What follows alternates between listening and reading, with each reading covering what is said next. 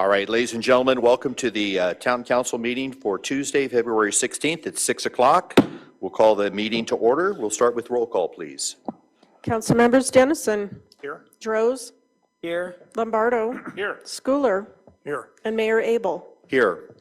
Tonight we'll have our Pledge of Allegiance. After that, we're going to have our invocation led by Pastor Stephen Jones from Crossview Bible Church. Welcome, Pastor. So if you'll please stand and join us for the Pledge of Allegiance and then the invocation. Ready, begin. I pledge allegiance to the flag of the United States of America and to the republic for which it stands, one nation, under God, indivisible, with liberty and justice for all.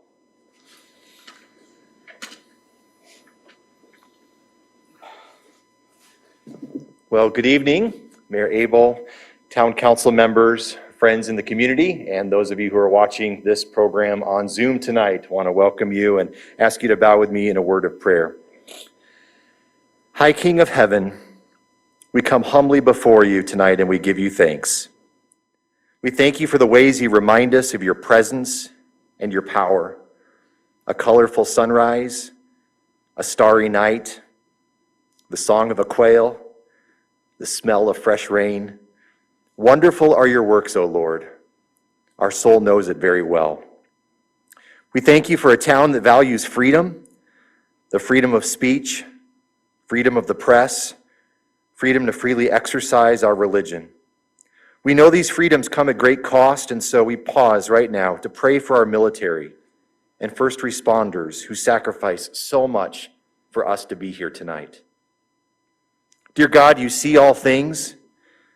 You know that the COVID pandemic has occupied our thoughts and prayers for almost a year now. It has taken many lives, destroyed many businesses, and disrupted all of our routines. We pray for a merciful end to the pandemic.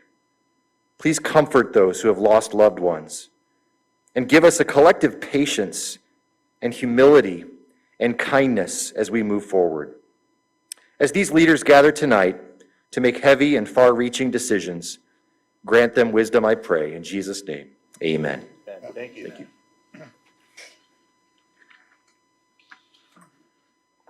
Thank you, Pastor. We have a presentation that we're going to delay until the participants arrive. So with that, let's move to the approval of the agenda. Do we have a motion to approve tonight's agenda? Mayor, I'll move that we approve the agenda. Mayor, I'll second. All right. We have a motion and a second. Council members Dennison. Yes. Droz. Yes. Lombardo. Yes. Schooler. Yes. And Mayor Abel. Yes. Consent agenda. All items listed on the consent agenda are routine matters or formal documents covering previous town council instructions. Items are enacted by one motion and a second without separate discussion unless a member of the town council or town staff requests dialogue on a specific item at the beginning of the meeting.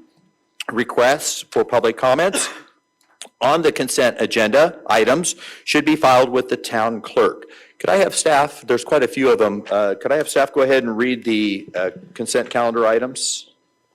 Be happy to do that, Mayor. Consent agenda for this evening contains number 2, waive further reading of all ordinances. Item number 3, Town Council regular meeting minutes from January 19th, as well as the meeting minutes from February 2nd as item 4. We're excited to have on the agenda the authorization to release request for proposal for engineering design services for your North Park improvement project. It's moving forward. Communication radio system conversion, allowing the town to have its own radio system for internal needs. Item number 7 is a budget amendment and contract amendment for Yucca Trail Safety Improvement Project. Item 8, MOU between the Town of Yucca Valley and San Bernardino County Public Health for the potential use of either the Yucca Valley Senior Center or the Community Center as a potential site for a vaccination clinic related to COVID that the county is tentatively planning for March. This agreement will facilitate use beyond just the March event. Item number 9 is your AB 1234 reporting requirements. And finally, item 10 is ratification of warrant registers. Thank you very much. Madam Clerk, do we have anyone requesting comments on the consent agenda? No requests that I have here. All right. Anyone in the audience or online that would like to speak on any item just listed on the consent calendar or item? Seeing or hearing none. I do know that item 8, facility use allowing San Bernardino County Public Health, is something that several people have asked me about, wanting to make sure that we were going to perhaps at least make available our facilities for any COVID testing or immunizations and so forth. So that's great. Is there any member of the council would like to pull or have an item discussed? All right, I'll need a motion. I'll move. A second. That we approve. All right, we have a motion and a second. First by Lombardo. Yes. Okay. Council members Dennison, Yes. Droz, Yes. Lombardo, Yes. Schooler, Yes. and Mayor Abel. Yes. All right, we'll move on to our public hearing. Item number 11. Community Development Block Grant Prioritization Hearing. Staff report, please. Thank you, Mayor, Council. This item is an annual, as long as it's funded, an annual application for community development block grant funds that are provided at the federal level through the county's contract with the town. This year's allocation is estimated to be $127,260, and that's covering the fiscal year 2021-2022 cycle. Through the call for projects and programs, there were 3 applications provided. 2 program applications, one from the San Bernardino County Library for the Library Literacy Program for $10,000, and the second to assist Family Services Association in their senior nutrition program in an amount of $10,000. One project was the Town of Yucca Valley's Little League Capital Improvements. As you know, the town has a number of initiatives underway, either as part of the Tri-Valley Little League property that was acquired or the broader Brem Park area in general. Just an additional note on that, the funding for those improvements may come from a kind of a shotgun approach right now. We have a competitive Prop 68 grant application that's being drafted. We have the allocated Prop 68 that is already in place. And then depending on how those look, we may also be successful with this or may be required to use community development block grant funding. If we're successful in the competitive Prop 68 grants, then obviously these CDBG funds would be allocated to a different project that the council directs.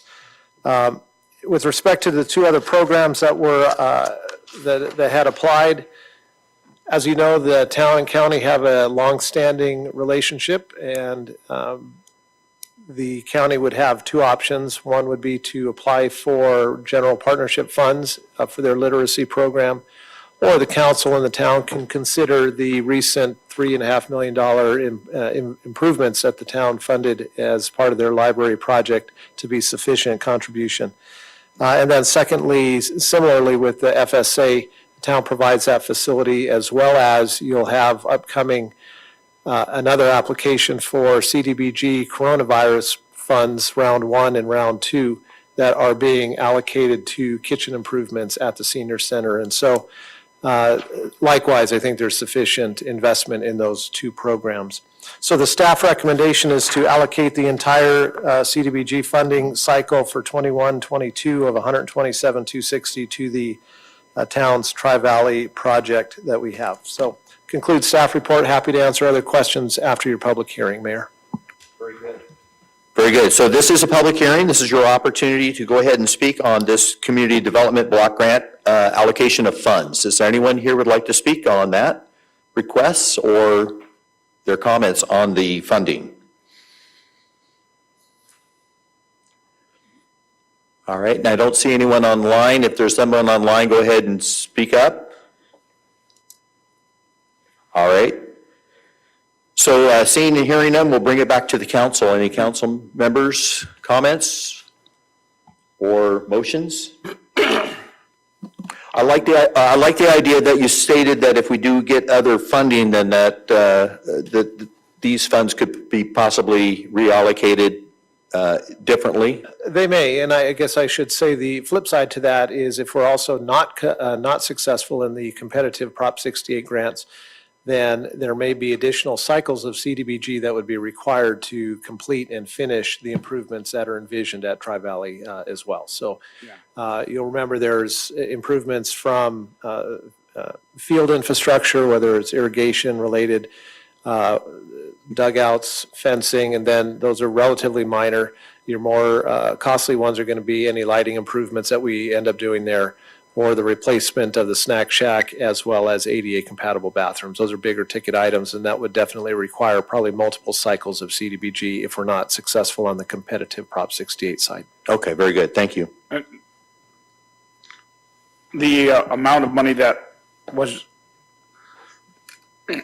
excuse me, the CBD dollars now are not sufficient to complete the project. And so I think they would be better used at North Park to get us started there, and they'll get farther along there than they would at the Boys and Girls, at the Tri-Valley Little League project. Because was that like almost $1 million or something like that? To get So it the fully- council's allocated two cycles, I believe, already of CDBG funds for the North Park, plus you have residual funding from any residual funds related to the Paradise Park that were not expended. And so at this point, staff would recommend that we move toward Tri-Valley. If there's a need for additional funding for North Park, then we can address it at that time. But at this point, that's not the recommendation. Okay, all right. Good question, though. Do I have a motion or any further discussion? I like the recommendation and would like to make the motion to approve the recommendations the town manager had mentioned. That was to allocate the entire 21-22 CDBG allocation of $127,260 for the Tri-Valley Little League improvements. I will second that. Councilmembers Dennison, Yes. Droz, Yes. Lombardo, Yes, Schooler, yes. and Mayor Abel. Yes. All right, we will close the public hearing and move on to department reports. Item number 12, please. Yes, Mayor Abel and council members, this is the Community Services Department update for fall/winter 2021. The recommendation is that the town council receive and file the report. And as you can imagine, navigating the continuing impacts of COVID-19 regulations has been an ongoing challenge to the operations of the Community Services Department. The ever-changing nature of the state and county guidelines requires flexibility and creativity in the delivery of services to the community. Adjustments to programming are ongoing due to uncertainty of regulations and guidelines. Staff is actively engaged with industry colleagues, the CDC, state, county health department representatives, and local program providers to collaborate on behalf of the community. In addition to providing this new brand of programming for the community, with COVID regulations curtailing front-facing services, department staff are utilizing this very rare opportunity to accomplish significant in-house projects that can be performed faster and more efficiently during this closure. This report is provided by the Community Services Department staff to provide an overview of the programs and activities performed by the department during the fall and winter season. And as you can tell by the staff report, we're going to have a few slides presented by the Recreation Department, and then we're going to do a deeper dive into the High Desert Nature Museum and allow them to kind of spotlight their activities for this period of time. So to kick us off, I'd like to invite our Recreation Coordinator, Megan Stickle, up to the podium. Welcome, Megan. Hello. How's it going? Good. So for the recreation section, I specialize in special events. And obviously with COVID-19, it has definitely been a challenge, to say the least. But what we did do is we found different and fun ways to do things online. And so what we did that really worked well were our holiday community contests. And what we did there is we did a Halloween porch decorating contest. We did a Halloween virtual costume contest, a holiday porch decorating contest, and an ugly sweater contest. And out of both of those, or all of those, we had over 100 submissions from the community. Our other thing that went very well was our Veterans Virtual Tribute, which had over 190 views. And you can find that on YouTube as well as our social media pages. And our Yucca Valley Film Festival, we had 1,744 film views, 444 registered participants, and 11,632 engagements across all social media platforms. We also do a weekly newsletter that gets sent out via Constant Contact to all of our customers through our registration software. And these have not only our own projects and our lectures, but they also have fun DIYs for moms to do with their kids and outdoor activities as well. And we are also doing an esports gaming league, which I think is so much fun. I like to participate as well. We started off with our Animal Crossing. We do it every week. And then we moved to Mario Kart. And those kids are competitive, let me tell you. And we do it once a month. And it seems like every month we do it, we get about 4 new participants each month. So it's gaining in popularity. And we sent out a survey to the customers for our gaming league, and they want 2 more games added. So we're going to start doing that in March, and we're going to run until the beginning of summer when we can come and revisit it. The seniors at the Senior Center also get a newsletter quarterly, and we also do holiday gift programs for them as well. And like Sue said, because we have a lot of time that we don't get to spend with our customers doing events and classes, this has given us an opportunity to look for a new registration software. It takes a lot of time and work to find a new software. And we did a lot of search to find the right fit, and we did find one after months of looking. And we started implementing that, and we will have it up and going live on April 12th. And we're super, super excited for that. And that's it for me. So I would like to introduce our Recreation Coordinator 1, Jessica Kuna.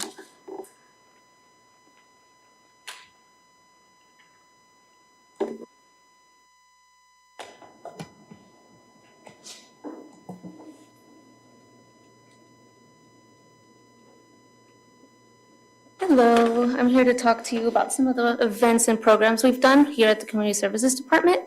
So the first one is the FSA County Food Distribution Program. So the rec staff provides traffic setup and traffic control for the weekly food distribution, which on average, we average about 200 customers per week. And that doesn't include homebound meals, so that's another 100 that go directly to people's apartments, houses, and stuff like that. So we love helping out with this program. It's super beneficial to our seniors. And it's an opportunity for us too to see the seniors when we usually see them in the senior center, and we usually see them all the time. So it's good to see their faces and to talk to them a little bit. So the other event we did was Mara's Christmas Wish. So we helped out with that. It was a really big event. So it was a drive-through event. So all the recreation department, most of the facility staff, and police officers helped to make this event possible. So we coordinated all traffic flow and road closure signs, cones and A-frame signage and all that. It was definitely a success, and we were able to help a lot of families, so we were really proud of that event. The next one is the completion of the CARES Act purchases. So we were able to get funds through the CARES Act. So we developed purchase recommendations, sourced manufacturers, made purchases of COVID equipment, and completed documentation with a pretty accelerated time frame. So when we have all these things, it'll make it easier to have COVID compliant events and programs in the future. So it's gonna help us out a lot.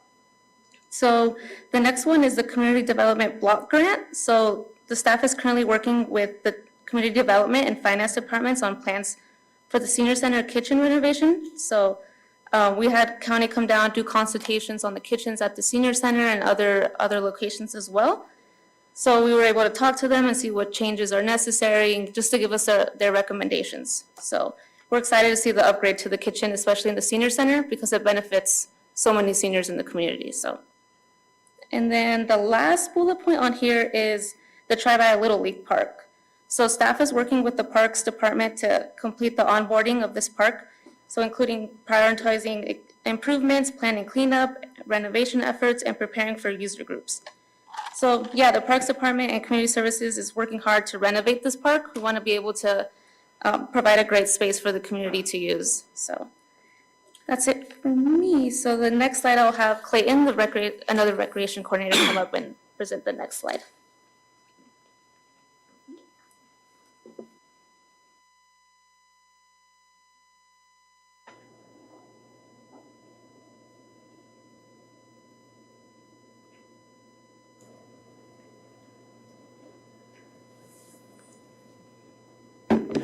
Hello. We've got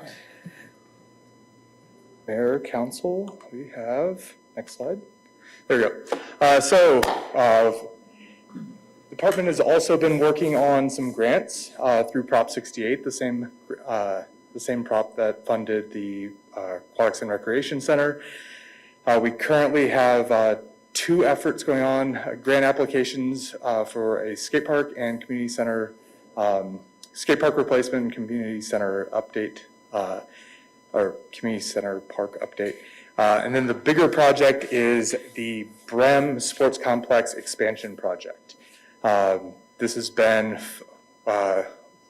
months of planning and work. We have 3 ways to participate. The park planning kit, which I believe everyone's received. 5 virtual park talk engagements. We've completed 4 of those, and the final one that takes a deeper dive into all the feedback we've gotten so far. And we're going to kind of boil everything down and really get into the nitty-gritty and provide all that information to our grant writer for this application. And then the advertising, social media outreach. We've been advertising on Z1077, High Desert Star, Facebook, our social media pages. We've put a lot of work into this one, and we've been working with our grant writer. It should all be wrapped up middle of next month, and we should have answers by, I believe, August or September. Yeah, and then researching other grant programs, other grant opportunities. The SPP grant will be wrapping up over the course of the next few months, and there are a few others coming out, rural resort tourism and some other opportunities through Prop 68 for Parks and Recreation. So I'll pass this one on to the museum.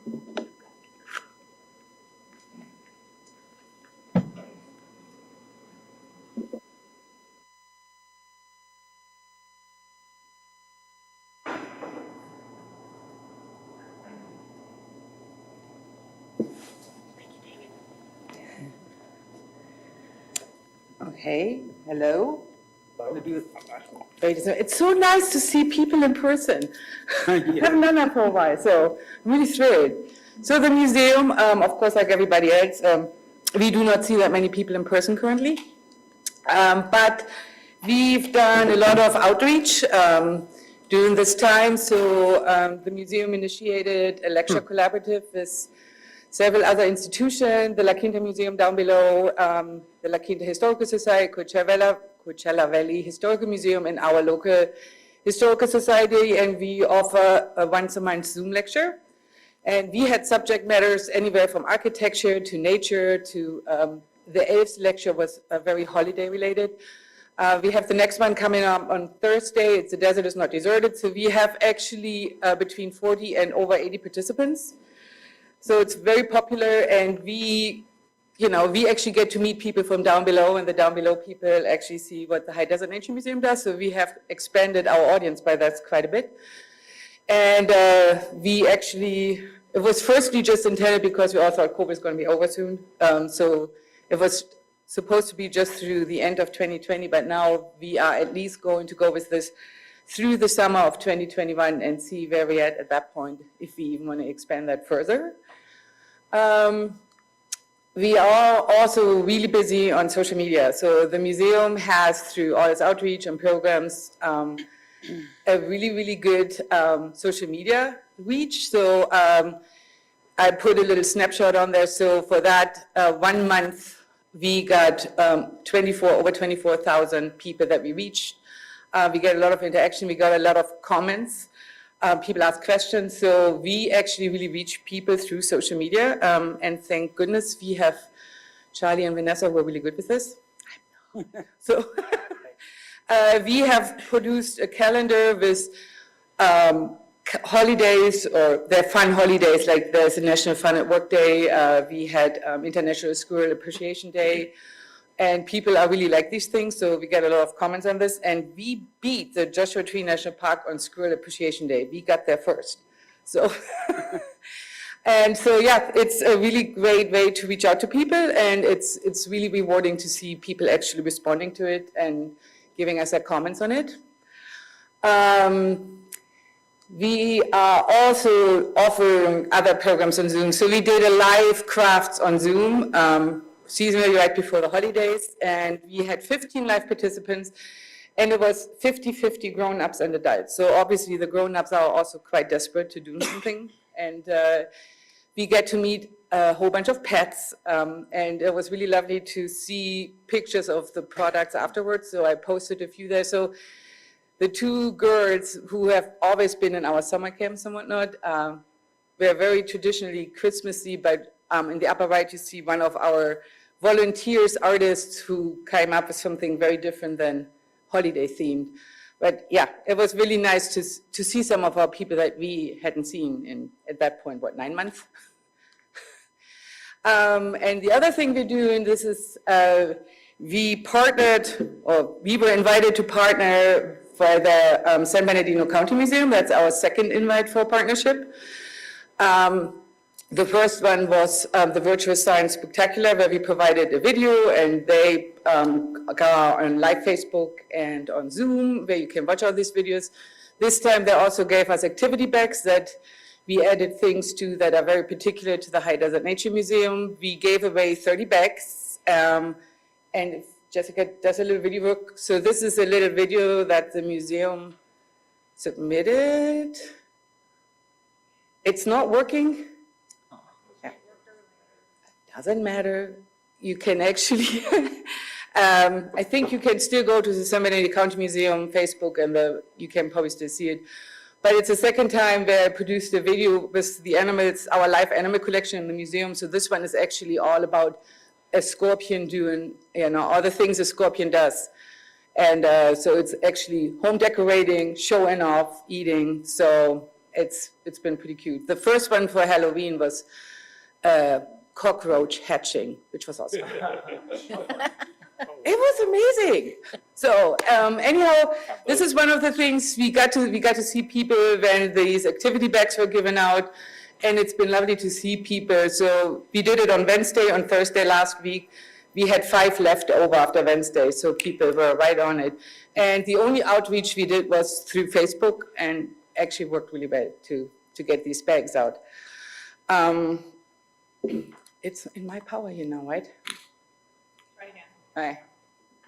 So, of course, since we are a museum, exhibits are a big thing for us. And since last year, spring, when we had to put the Reduce, Reuse, Recycle exhibit online in a flash, we try to do as much online as we can on exhibits.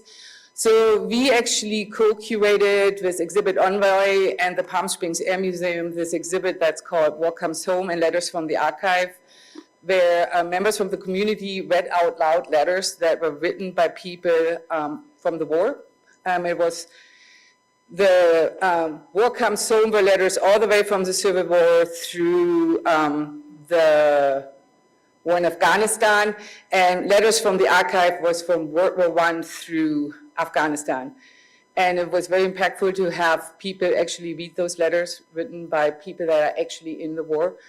And this was also in cahoots with Veterans Day, so it worked out really well. And over the whole time, we had 820 views online, which is just about the same, or maybe even a little bit more than what we would have gotten in person.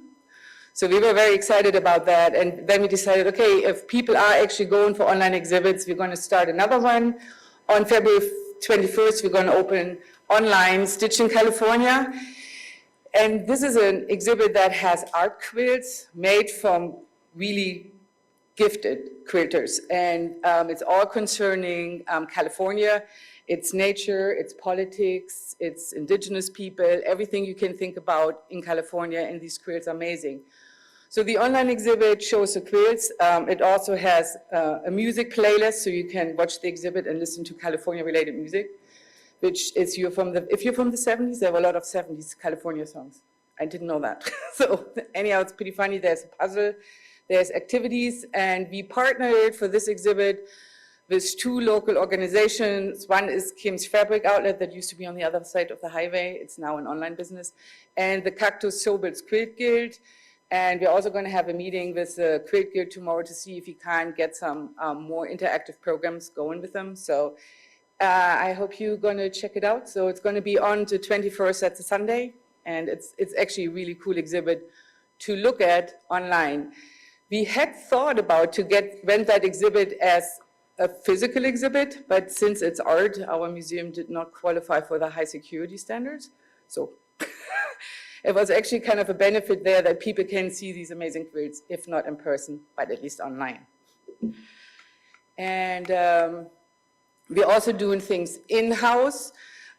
We're working on several new exhibits. Since we did our big remodel, we now have a cultural history wing and a natural history wing. And the cultural history wing, we're now developing an exhibit about Yucca Valley through history, which starts with the first white settlers coming here all the way through the town of Yucca Valley Incorporation in 1991. And you see on the right what these panels would look like. If you remember in the museum, there's 2 big cases, so there's going to be some artifacts and about 6 of these panels that guide you through history and mentioning several of the people that were very influential in making Yucca Valley what it is. And by the way, does anybody here know what Yucca Valley was called first before it was Yucca Valley? Say it again? No, Lone Star. Lone Star. Oh, man. Yeah, you know, when this exhibit is up, you have to come over and look at it. The final installment is going to be in May, and hopefully in the summer we can open and you can actually look at it in person. We're really hoping for that. The other thing is the museum in the natural history wing, we have a large collection of insects. So we have insects that are pinned, we have insects that are preserved in alcohol. And when we redid everything, we put up some pretty simple panels, which I, as a biologist, thought were incredibly informative and amazing, but the public was rather bored, weirdly enough. So we, in our partnership with the California State University San Bernardino, we had a partnership with a teacher there, and the students gave some really, really good input in how to go about making this exhibit more enticing to the general public. And sadly, due to COVID, the students never had a chance to come actually up. So we got a lot of good ideas. None of them could finish the project since we were closed.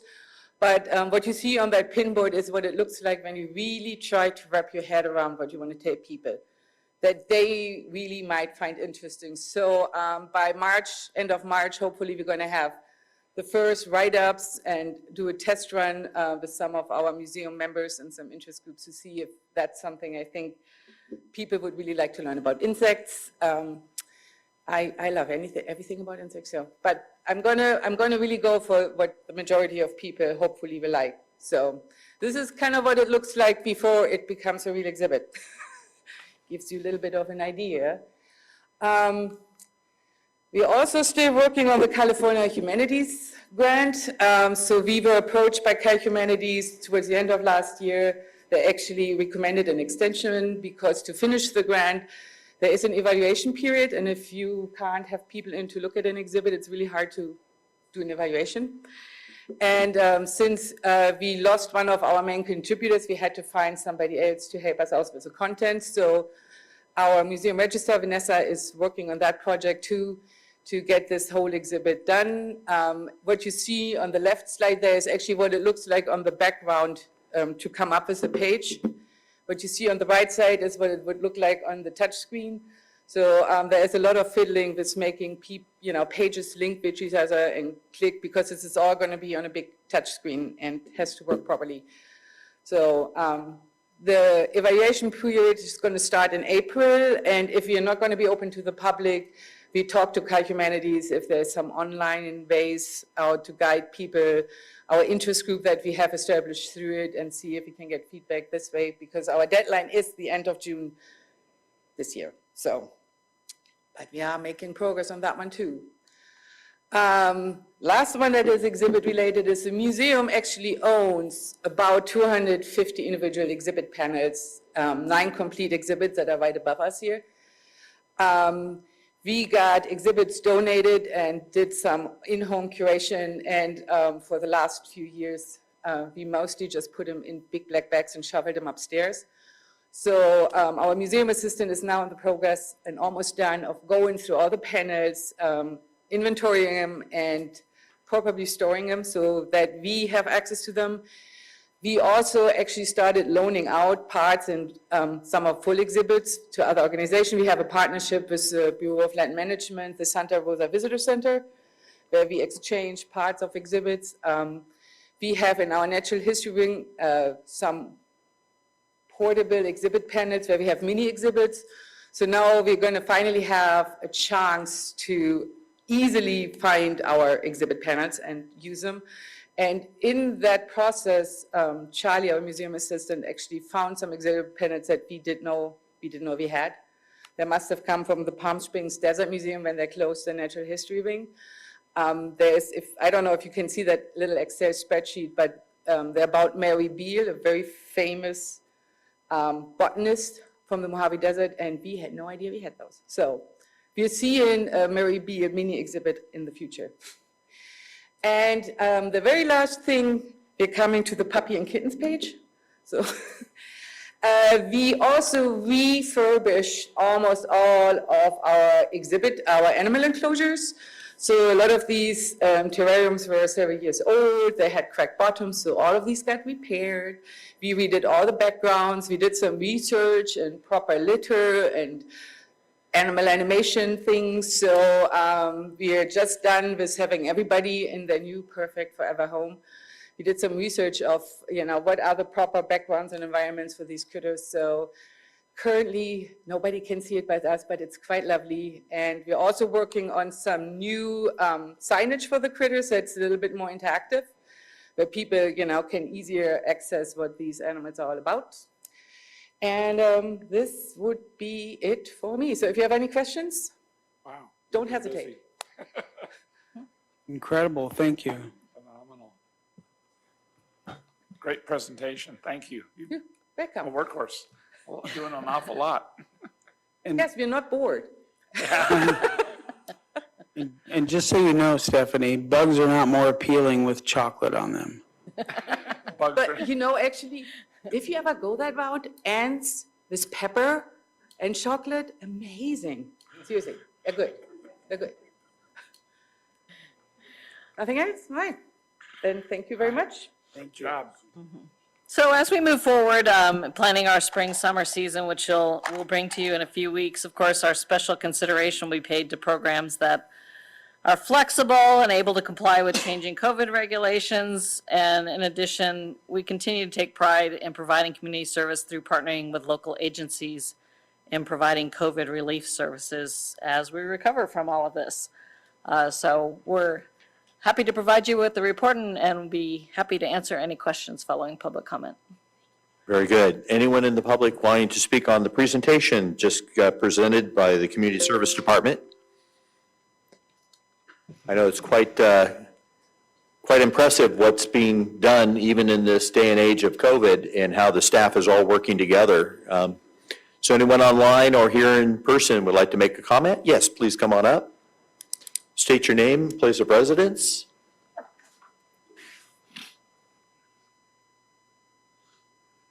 Diana Anderson, and I'm actually the treasurer for Myers Christmas Wish. And we wanted to, say thank you very much for all the support we've received this year. Obviously, it was unprecedented as to what we had to do. we have run into a situation where Gigi is not able to be here tonight. So we would like to be, if we could. Yes. We had a presentation that we were supposed to do this evening. We'd like to see if we could push it off to the next one. She got hung up down in Anaheim. Okay, well, thank you. Yeah, we'll be glad to do that. But thank you. I know that the staff and Mara's Christmas Wish really worked closely together and was a very big undertaking, and you guys pulled it off. That was amazing, I don't know so. how we did it, but you know what? By the grace of God and everybody else Yes. helped us, so. Well, wonderful. But Well, thank thank you you for being here tonight, and we look forward to seeing you again at when we can do the presentation and the update from Mara's Christmas All right. Wish. I'll have We'll Gigi reschedule. get in touch with you guys and we'll get it rescheduled. I'll reach out to her. Thank you so much. Thank you. Wonderful. Thank you so much. Any other members of the public would like to speak?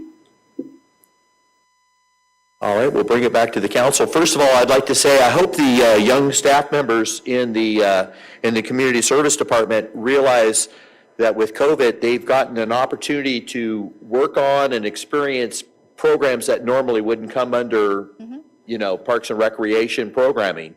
So this is going to be a really wonderful thing for your resume, all the different unique projects that you worked on and how you were able as a staff to overcome obstacles and how you pulled it off. So it's very valuable experience, and so that will be very much a benefit to you in the future as you go out and seek other employment and so forth. So wonderful job. Appreciate that.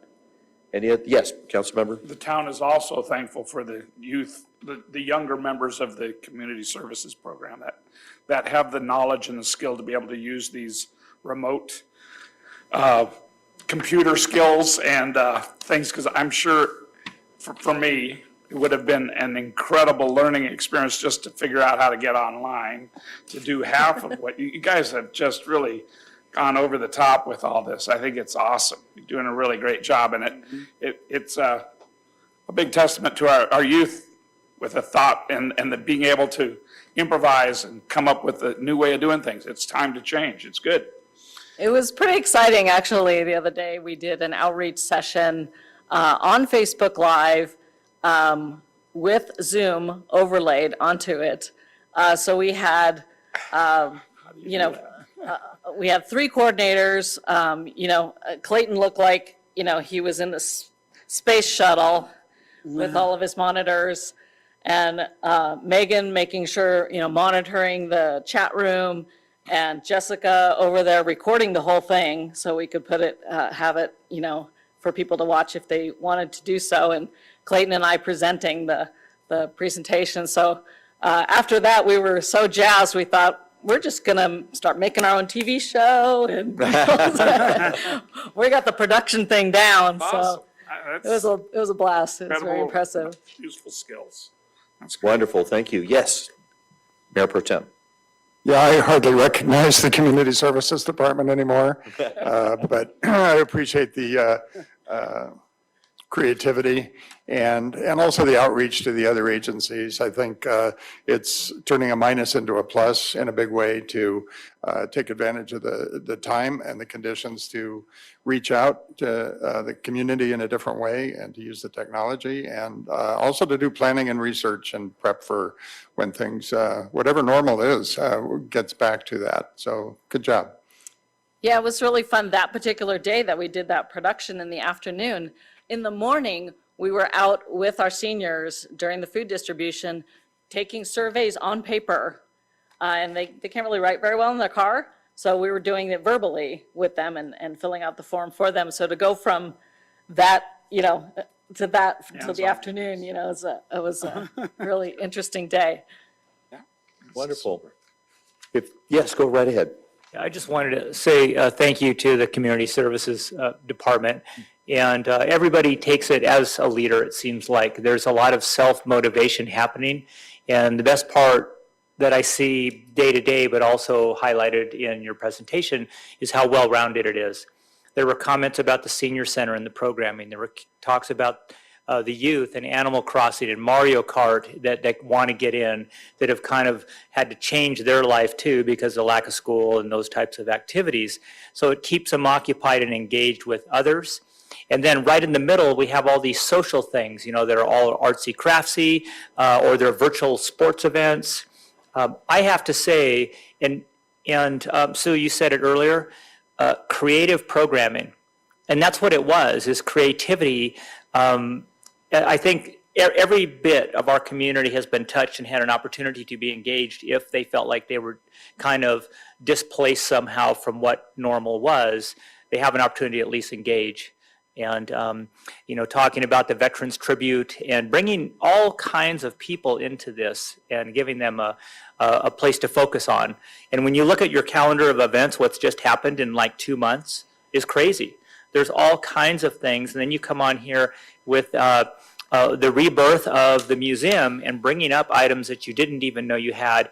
And I remember some of those displays 25 years ago that were starting to show their age, and now to hear that they've been brought back to life again and brought into the forefront is just great news. So thank you, everybody, for your efforts. It's amazing. It's just kind of overwhelming, really, just hear how much happened. So thank you to you and your entire staff. Good news. Very good, yeah. And in the future, you may be finding out that, when we get back to in-person experiences, that you may still want to incorporate the virtual experience as well, because people from all over the country can experience maybe, a program that their grandchildren are involved in, or, exhibits and so forth. So you may add another layer and element in the future that we are back to in-person experiences, but then the virtual experience can also be had by others that maybe can't get out of their homes and come down. So, maybe something that will morph into something even bigger and better. So, any other comments? All right. We'll receive and file the report, and thank you, Community Services and all the wonderful staff that puts it all together. So thank you. One of the mentions during the Community Service Department was the collaboration and the working with Mara's Christmas Wish program, which was highly successful and has been just a wonderful blessing to the community since Mara developed that years and years ago. And I see that Gigi has arrived, and she has her volunteer staff with her as well. So if you'd like to come up and do a presentation, we'd like to go ahead and hear that tonight on Mara's Christmas update.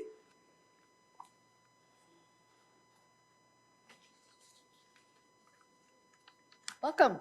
May I take this? Yeah, you can take that. No. Good evening, everyone. I'm sorry about that. First of all, Mara's Christmas Wish was very well successful last year with, technology. Okay, very went well. We have, let me show you some pictures. If I figure it out, yay. We started on Friday. As you see, we have a lot of toys, sorting out, separating them by age specific and gender. And the firefighters, they'd raised again a really large amount of funds to buy some toys for us.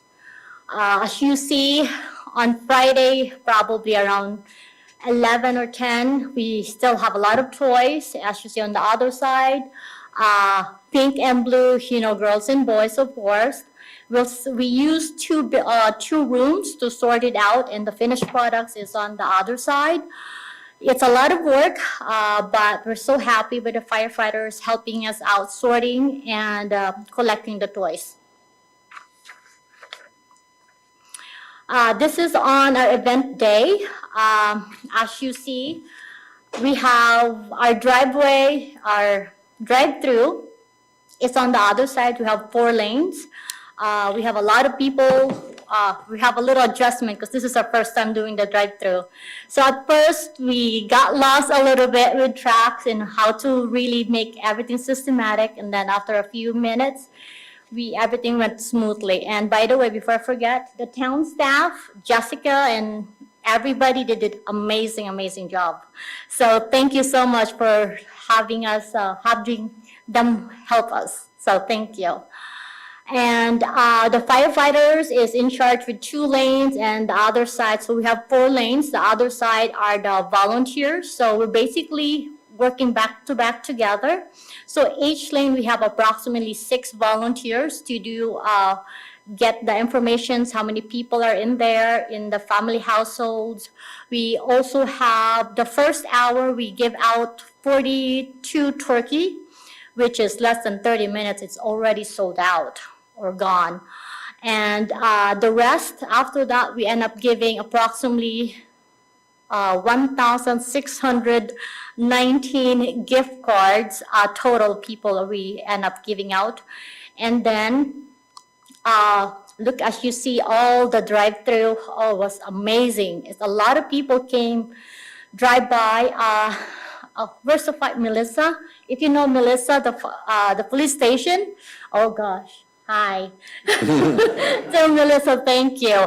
Melissa helped us organize the drive-through, the parking lot at Dollar or grocery outlet. It was some of it. We have Tourage, as you see on the bottom side. We have people lining up there so they can go in the opposite side again, turning around. But we're not closing the whole area over there on the T section. So we're not blocking it. So she did amazing job on that one, as you see. It's a lot of firefighters. Luckily, there's no call, thank goodness. So then we have 8 firefighters who really helped us on that day, which is amazing. And here's Dave, one of them. And this is what it looks like after the event. Wow. See, as you see, it's almost gone. So by Saturday, 11:46, the toys are gone. Approximately, we double our toys or bags given out this year. So we're happy to see that. A little sad because there is a family that do need some help. So approximately, we give out 618 bags of toys this year, so it got doubled. And we also end up giving some toys to Unity Home. And any remaining gift cards that we also have, approximately in the amount is 1,020. We also give out the leftover gift cards to Morongo Basin Health District as well. So it's a blessing that goes around. I strongly believe on that. So we end up giving them that as well. This is the after, at the very end, what we did. And we do have a lot of couple generous donors that help us this year as well. And some of you up here as well also donated to us. So thank you so much. And also the Measure Dwight, we want to say thank you for everything. You've been supporting us. It's been a blessing, and it's my pleasure also to serve the community as well, and also my board. But if you have any questions, please let me know. I also have my board members up here. Maybe they have other input as well. Yes, if you could have your board members come forward. I know that one board member mentioned you were the treasurer, so come up and introduce yourself by name, please. We'd like to recognize you as well, both of you. Thanks. I'm Christy Anderson, and I'm currently just board member at large. And how many years have you been involved with Mara's Christmas? The last 3 years? The previous years, myself and Diane were in charge of decorating for the last 2. Uh-huh. And so this one was really a change and a challenge. Yeah, I bet. Just to lose all that time that we would spend decorating this room alone. It's pretty amazing. Well, thank you for your volunteering and your helping. And your other board member? I'm Diana Anderson. I'm the treasurer for the board, and I've been involved for 3 years. About 8 years ago, we actually had volunteered and brought our kids. We have 2 children, and we brought them and made them volunteer for Christmas morning. And it was one of the things that we really enjoyed doing. So it was apropos to just be able to do this again. What a wonderful, and how old are your children? Now they're 27 and 30. Oh, okay. Well, wonderful. Well, thank you very much. We appreciate it. Are there any members of the public have a comment on our presentation tonight? Well, I do know that all the people who would speak highly and thank you there are thousands of people. Mara had a vision. Mara's vision continues on. I know that Gigi will be the first to say that she could never do this by herself. It's just an overwhelming job. Like you said afterwards, you have no idea how you were able to do it afterwards, like multiple people helping and so on. And the community really, really appreciates it. As you know, firsthand experience, there are many, many people that don't have the financial means that some of us are blessed with. And the acts of love and kindness sometimes can be fleeting in this society. And when people like you reach out and through actions, not just words, actions, reach out to others that could maybe never repay you, it is a blessing. And to share that with your children is commendable as well.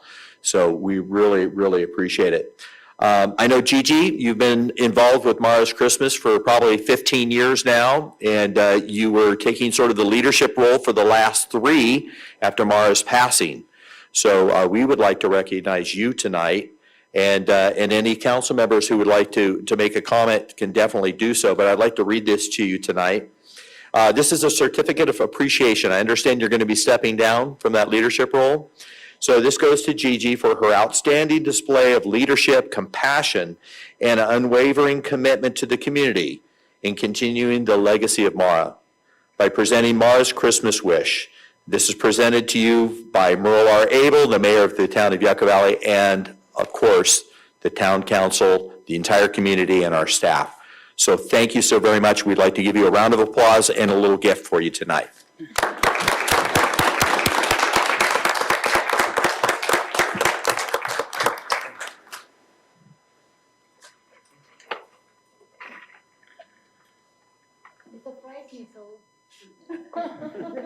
Oh, whoever. You surprised us. We didn't think you were going to make it. I know, I'm so sorry. 3 years can feel like 30 years, Yeah. so congratulations and thank you so very much. Thank you so much. There we go. for that. I really appreciate that. Thank you. Very much. Appreciate you very much. Thank you. Good job. And thank you again so much for supporting us. I really appreciate all of you for sticking up with me, even I don't have any experience, but I really do appreciate it and enjoy working with you too. And belated Happy Valentine's Day. Love. Bye. Thank you very much. Appreciate it again.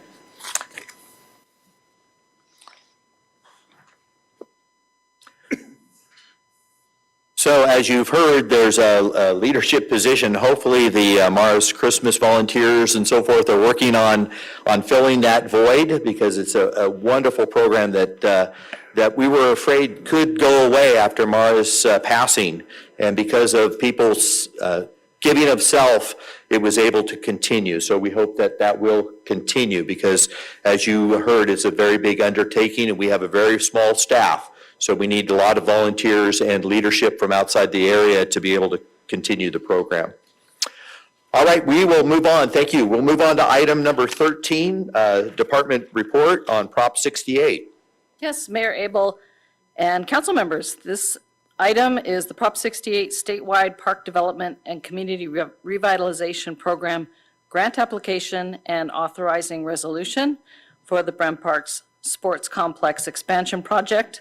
And the recommendation is that the town council adopt the resolution approving the filing of a round 4 project application for the statewide park development and community revitalization program, Brem Park Sports Complex expansion project, and delegates the authority to the town manager or designee to conduct all negotiations, sign and submit all documents, including but not limited to applications, agreements, amendments, and payment requests, which may be necessary for the completion of the grant scope and other administrative tasks included in the resolution. Prior review of the town council, this is sort of a housekeeping item. This is the competitive grant applications for Prop 68. As you know, we have a dedicated grant through Prop 68 for the Aquatics and Recreation Center, but we also have the opportunity to apply for additional funds through a competitive process. So if you recall, back in round 3, we submitted an application in August of 2019 for the Yucca Valley Community and Skate Park Renovation Project. Unfortunately, we were not approved for funding for that project. So there was another round, so this is the last round for this particular competitive program. So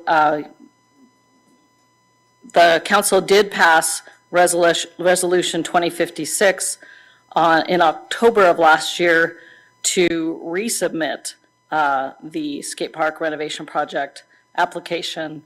So that is underway. We want to let you know that we are making some modifications. We're doing a little bit of outreach to sort of just kind of firm up everyone's wants and needs.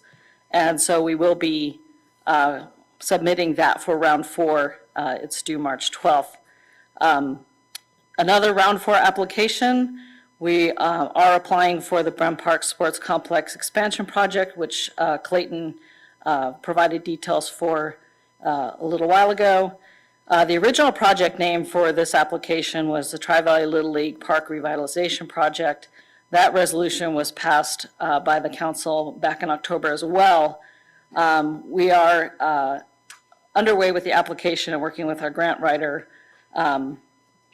but we are submitting this name change for this application because after you approved the resolution for the Tri-Valley Little League Park project, subsequently the scope of the project was expanded to include the surrounding park area, including Brem Park. Therefore, an updated resolution identifying the new project name is needed to accompany the grant application. So as you know, we originally wanted approval to apply for the Tri-Valley Little League Park as the hub for baseball and softball in Yucca Valley, and certainly upgrading and rebuilding that facility meets the needs outlined in the Parks Master Plan update of 2018. In addition, improvements and additional features at Brem Park are listed in the plan as priority of high status, and multiple sections of the Parks Master Plan update. And it mentions the Brem Park facility and lists it as an important component of a recreational hub complex for the community. So review of the grant criteria and taking a quick look at the round 3 projects that were awarded, there was an opportunity for an expanded project encompassing improvements to Brem Park, Tri-Valley Little League, and also the surrounding area, hence the renaming of the grant application project. Due to COVID-19, the submission deadline for round 4 was extended from the end of December to March. So to ensure success in meeting this deadline, we have engaged a professional grant consultant, California Consulting Incorporated, to assist us in the required public outreach that Clayton described and the preparation of the grant application itself. So that concludes the staff report. What we're looking for is, certainly it's a pretty straightforward request to rename this project to incorporate the widening of the scope of the project. And that concludes the staff report. I'd be happy to answer any questions after public comment. Mayor, if I might just add just a couple of comments. Thank you, Sue, for that comprehensive review. A couple of things that come to mind. For those that are unaware of the Prop 68 competitive grant process, there is a limit, a cap on the grant amount. I think the total cap this year is at $8.5 million that you can apply for in total. So one of the thoughts that staff had as we worked through this is whether you're applying for $1 million grant, $500,000, or $8.5, it's still all the same work. So when we took a step back and said, what can we do to make the grant application as meaningful to the town, number one. Number two, address deficiencies or things that we think that can be added to make it more competitive. And then number three, just to leverage the amount of staff work. As you see from the report that Clayton gave and then that Sue's comments for this evening, the outreach that's required in all of these different application processes is significant. And so we just want to make sure that the end goal is, as you know, in your recreation master plan, is to have a recreational hub that has a lot of amenities, that's finished, that has a fine look. That's something that the community can be proud of, not only currently, but in years to come. And so we'll get there. The more grant dollars we have, the better for the town. In the absence of that, we'll have to find other funding, but it'll happen. So we're pretty excited about that, and hopefully that, these things are always very competitive. Lastly, there is no limit to the number of applications that an entity can provide, so that's why we decided to address the shortcomings in our round 3 application on the skate park, resubmit that, as well as develop this last application. Wonderful. Yes, we have public comment. Anyone who would like to make a public comment on the Prop 68 statewide development grant application process? All right, we have some questions we'll bring it back. We have some questions from the council. Councilmember Lombardo. Do we know how close our skate park was to being accepted? Do they rank them at all, or is there any way to tell where we fell short in the application so that we can improve it on the next one? Yes. They don't rank the applications. However, they will. We have an after-action meeting with our state representative and our grant consultant. So we were able to go through the application, and he would provide feedback. It's a point system. So he would provide feedback on where we scored the max points and where certain areas where we didn't reach the max points. So we can see where the weaknesses are. Some of them are solvable and some of them aren't. Are not solvable? Yeah. Okay. But they give you a combined score. Do they tell you the score on your application? Like they say you scored an 87 and then they funded everything up to 90. Yeah, from they don't- 100 to 90, they funded, but they didn't fund things below 90 points. They didn't Did they do anything provide like that level of detail. They just went through our application and said, okay, there's 20 points available for this particular we got only answer. 15 or And yeah, and you got this, and so here's where you fell short and didn't get the full points for that particular. I see. So we can concentrate on how to get those last few points in certain areas, add them together and. That's the goal, is to try to shore up the areas where perhaps we didn't get all the points that were possible, where we're able to, in some cases, we're not Like able. you say, some things we can't qualify for, but. Sure, if it's a demographics or, if there's, some geography that we can't solve or something like that, so some areas we're able to improve, so we want to do that. And then others, Good. sometimes you can't. Thank you for your efforts on that. No, thanks. I have a couple questions, but anyone else can jump in at any time. The grant writer, has the grant writer been successful in the past for us, this particular grant writer? Actually, this Prop 68 is the first time I've worked with contract Grant writing? grant writing for park projects. So, they've, So obviously, we hired them because they have a good track record, obviously, right? So I just didn't know if, so far they got they missed it. But I didn't know if we had a track record with this particular grant writer. we don't have a track record. We go on recommendations from Yeah. other cities. So, we definitely reached out to our colleagues and said, well, who do you guys use? And, who do you prefer? On this competitive round, since we have the brem project as well, we're using 2 different firms. So the original firm, Blaze and Associates, that did the original skate park application, we went back to them and, to revisit the application. They were able to make it very cost-effective to resubmit and make the changes and resubmit, so that seemed pretty obvious. And then we're working with a different firm for the brem application, the sports complex. Yeah, I was a little concerned when you talked about widening the scope of the grant that you're asking for. Like, we didn't get this one, now we're making it even bigger. But apparently, from what I understand, correct me if I'm wrong, it's because by widening it, we can actually include things that would help us in the possibility of getting monies. So we get more points because we're adding projects that weren't maybe listed in the first or the third round. And then my other comment or concern is that you were stating it's unlimited as far as the amount of times you can apply. So I'm wondering if Culver City received the grants in round 1, 2, or 3, they got monies. Can they sit there and turn around and throw out another one on us? And do they take that into the point system that here's a community that already received grant money, and this community, small community in the desert, didn't? Does that help us in points there? So I'm wondering if they include that in their point system, because it wouldn't seem fair that you got a dynamic grant writer in Culver City and they end up getting more money after they've already received some funding earlier rounds. They haven't said that they consider that. They have a point system that they say that they adhere to. So each application is considered individually, and how it fits the criteria that the state has developed. So.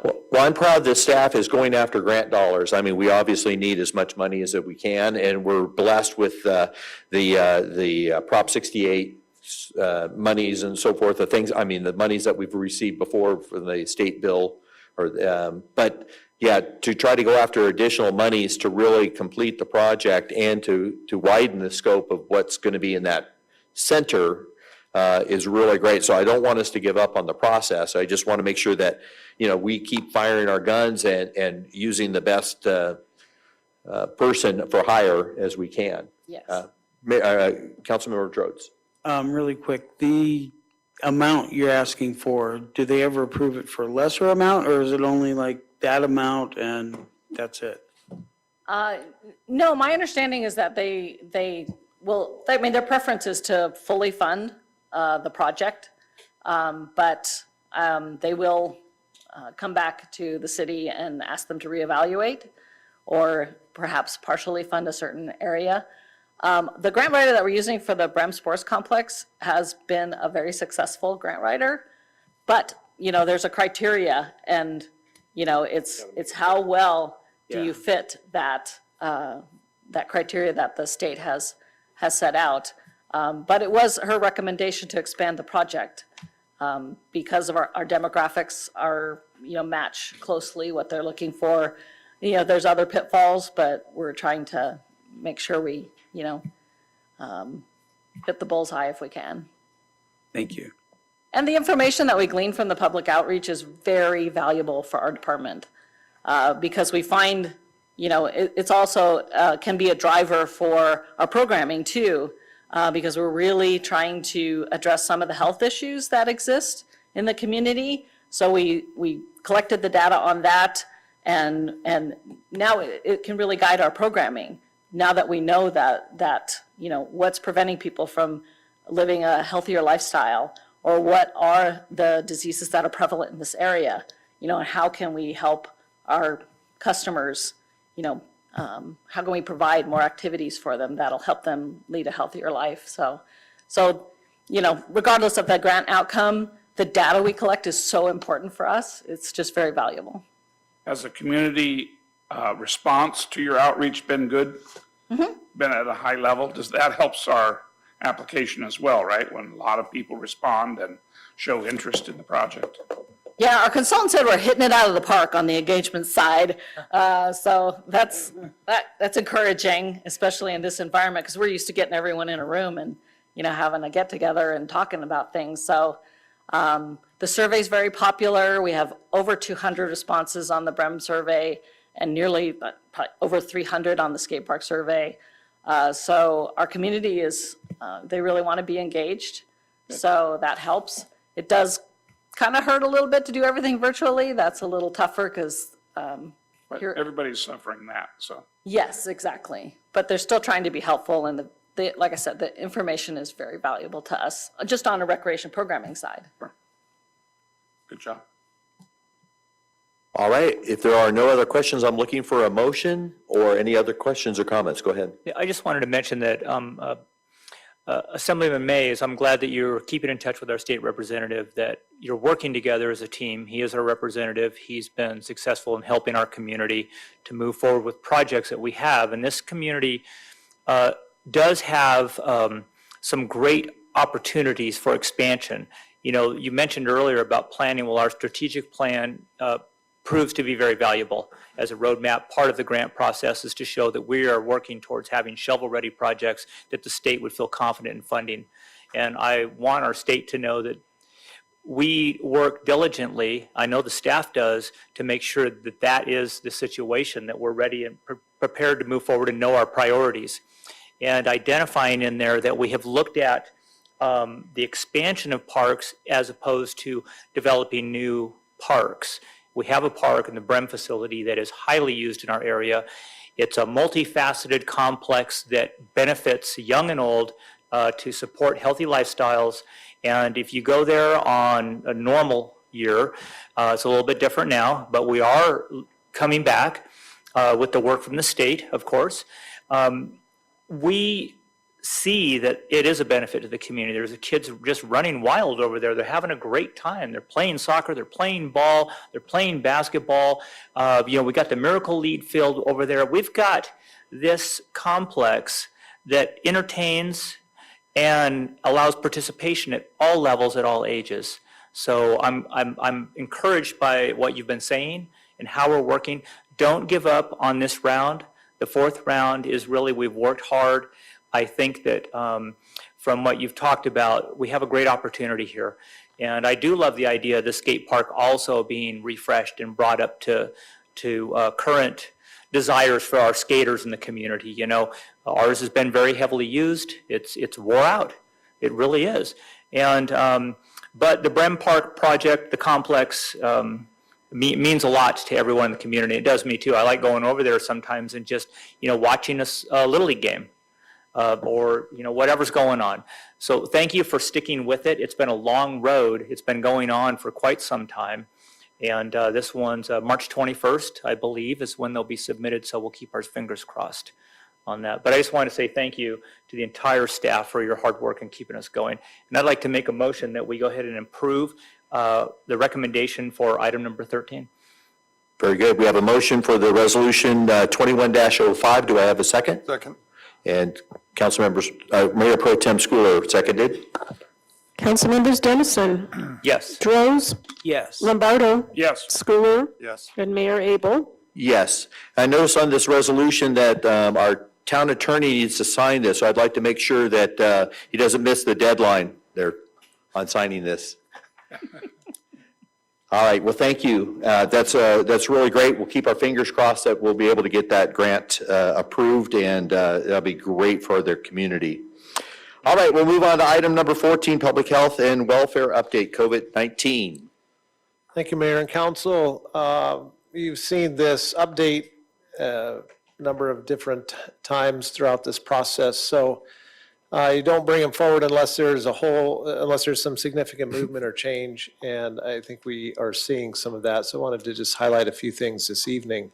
In summary, I think you'll see that statewide numbers are improving rapidly. And I think according to the governor today, many counties are expected to reopen soon. That was, I think, his quote, soon. What that means, I'm not sure. But you'll see in the numbers here that San Bernardino County may be included in that. So as you'll recall, on January 25th, California lifted the stay-at-home order.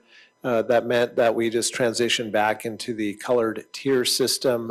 San Bernardino County was in the purple tier with widespread outbreaks still. But you'll see in a couple of slides here that the numbers seem to be turning the corner and moving in the right direction.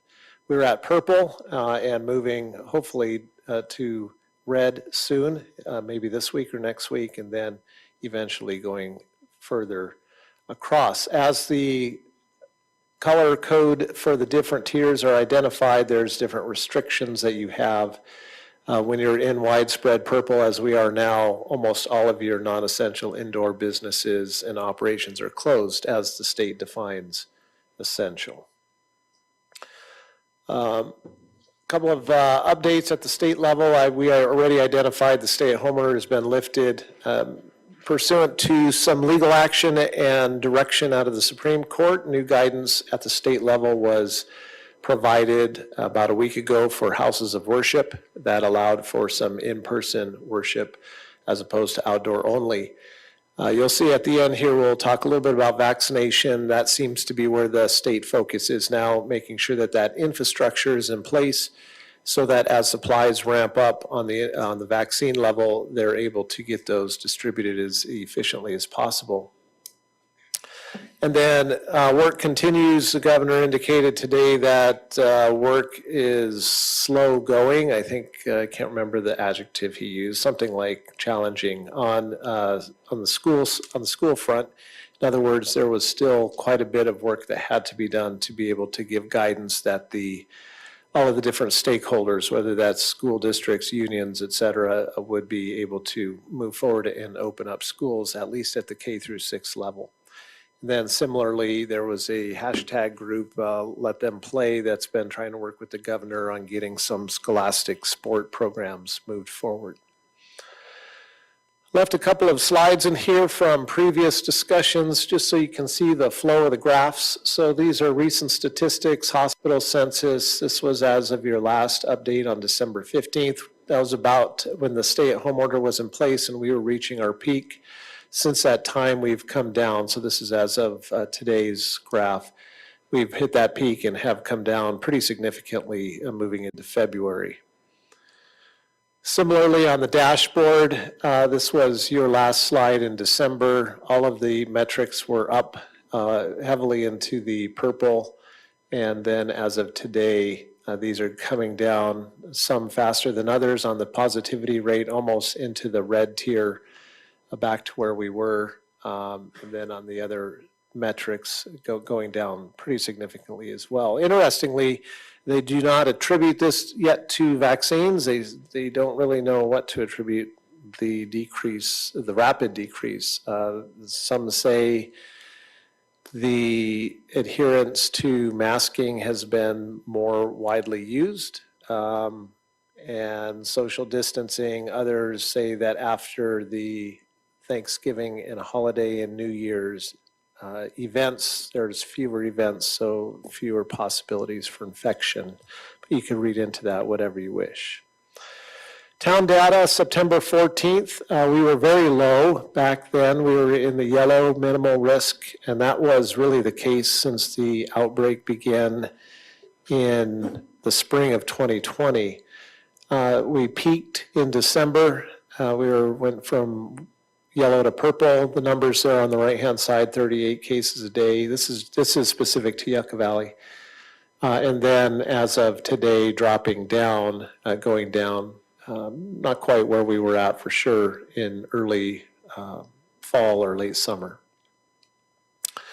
For those that are interested in getting tested, Morongo Basin Community Health Center is still a place to get tested here in Yucca Valley. They have changed it again, Mondays and Wednesdays from 1 to 3, and an appointment is required to be tested. It's drive-through testing.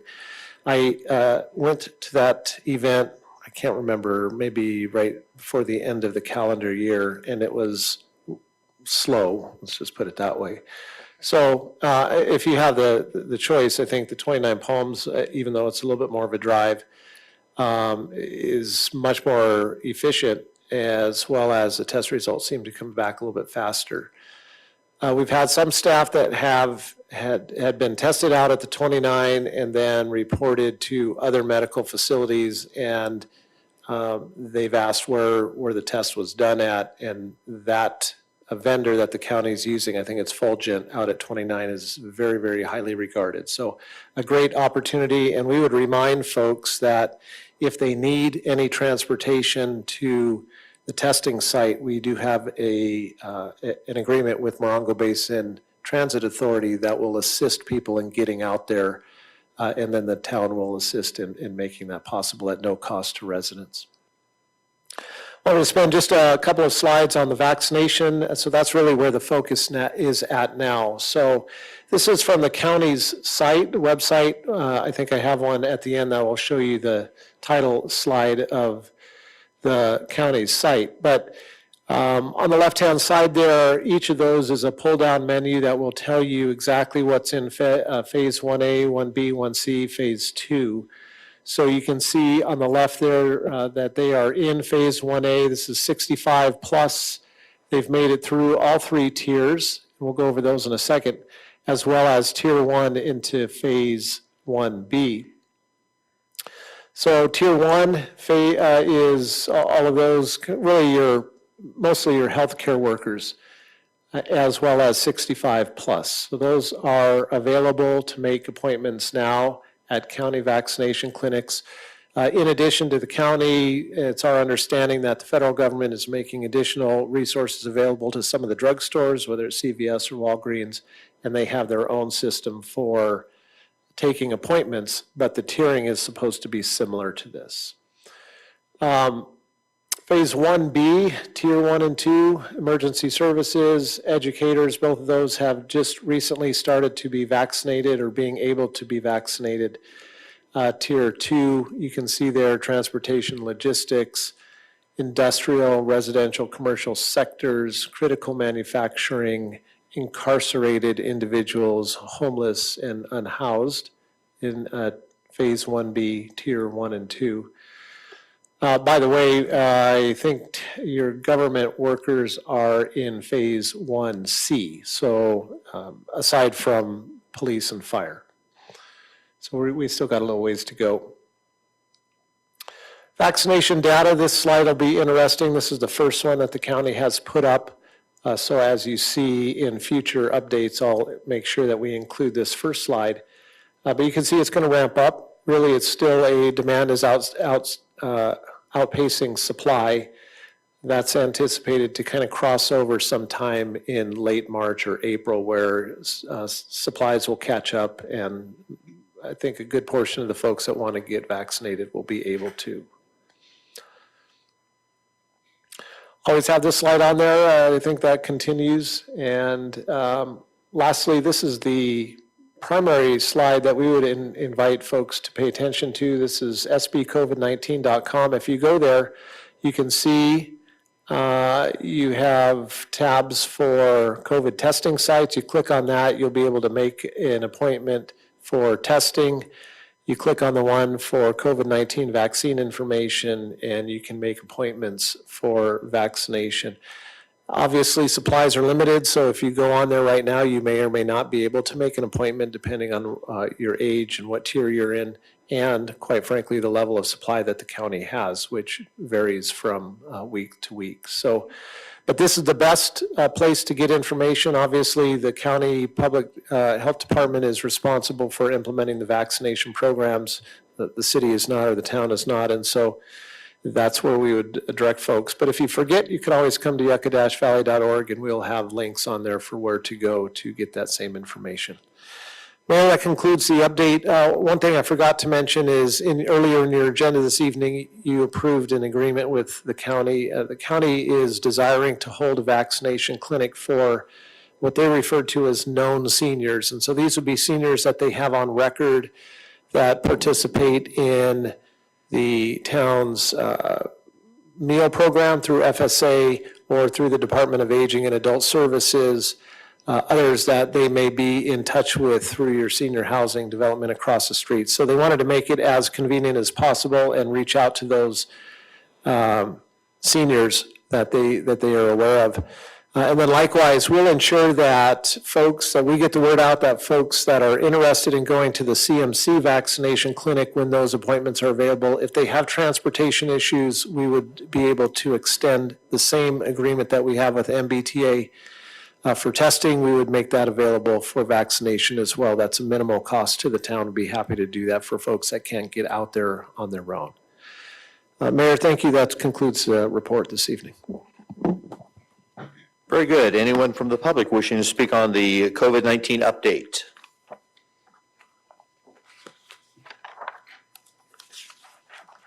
All right. Seeing none, we'll bring it back to the council. I had a email sent, and I'm not sure, Leslie, if this went out to the town manager or not, but it was a particular lady talking about the Copper Mountain College vaccine. The other day I went to that website, and it looked like there were quite a few openings only a day or two down the road. So it looked like if you were 65 or older that you had an opportunity to go ahead and get the vaccine. But I guess her question was about getting the word out so that none of the vaccines would go to waste, and then also about the possibility of transportation. So I'll give this to the town manager. Maybe you can reach out to this lady and let her know that she may want to take advantage of that, or perhaps know when the updated vaccine location here in Yucca Valley would be. But it sounds like they'll move forward with a site right here at our senior center? That's our understanding, in March sometime. Okay, wonderful. All right, any other member comments? All right, so this is a receive and file, so thank you very much for that. And again, we're glad to see the county working hand in hand with the local communities. And Copper Mountain College to have a location is not too bad for people who have transportation, and to have one right at our community senior center is fantastic. So we need to get our seniors vaccinated if that's what they choose to do as soon as possible. All right, we'll move on to future agenda items. I've had a constituent concerned about sidewalk vendors and the health issues as far as any of those vendors preparing food. So I don't know if staff could get back to me and let me know what our regulations are as far as sidewalk vendors, especially dealing with food, and the requirements, and then the enforcement. So that doesn't need to be an agenda item, but if we could get that back to me, I'd appreciate that. Have we had any known problems? Has there been any report of a problem, health issue, or anything from the food vendors?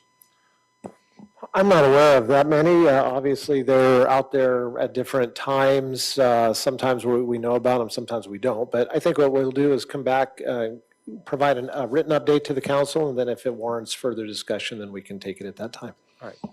And since it's not on the agenda, we can't go into much more detail than that, so I appreciate that. All right, seeing no other future agenda items, we'll move on to public comments. The town council takes this time to consider your comments on items of concern which are not on the agenda. When you're called to speak, please state your name and community of residence. You will have 3 minutes in which to speak. Make sure that you have, 3 minutes. Inappropriate behavior which disrupts, disturbs, or otherwise impedes the orderly conduct of the meeting will result in the forfeiture of your public comment privileges. Town council is prohibited by state law from taking actions or discussing items not on the printed agenda, but this is your opportunity to make some public comments or things you might be concerned about. So I know we have one gentleman who'd like to speak. Mr. Flint? Mr. Flint? Would Yes, you like to Mr. come up? Flint, come on forward. Appreciate you being here tonight, sir.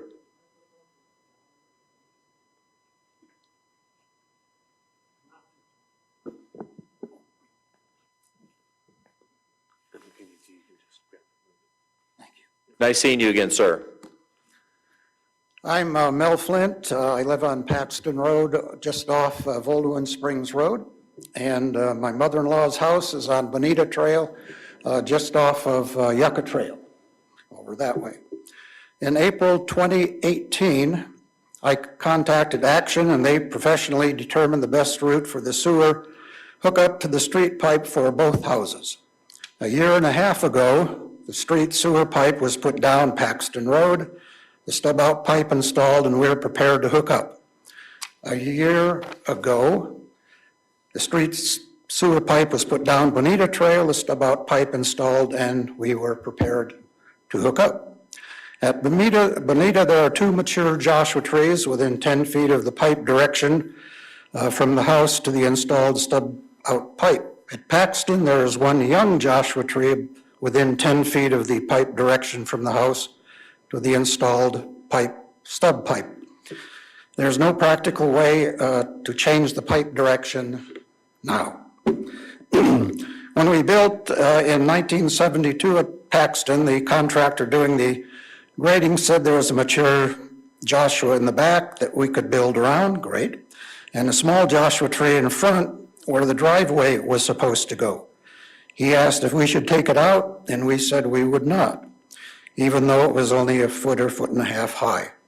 We took care during the drought years and summers, and now 49 years later, it is healthy, about 7 feet high, a good addition to our yard with the driveway barely between the water meter and the tree. Last April, shortly after the Bonita street pipe was put in, we hooked up right away when we could. When finished, the 2 Joshua trees near the new pipe, we had no extra permits, no extra expensive arbor inspection, no expensive mitigation fees. And the trees, a year later, are doing very well.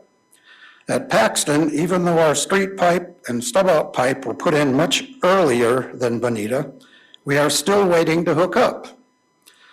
That is not our choice. We were ready to do it any time after the street and the stub-out pipes were installed a year and a half ago.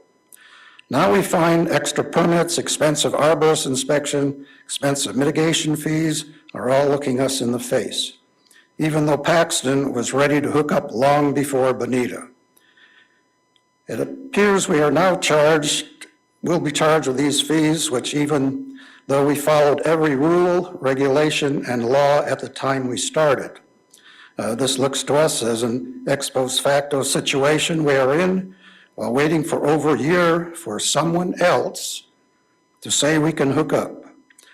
2 properties ready to hook up a year or more ago, one being treated differently from another because of decisions beyond our control. We hope we can get some relief from this situation, and we hope you can help us. Thank you. Very good, thank you. Anyone else with any public comments tonight?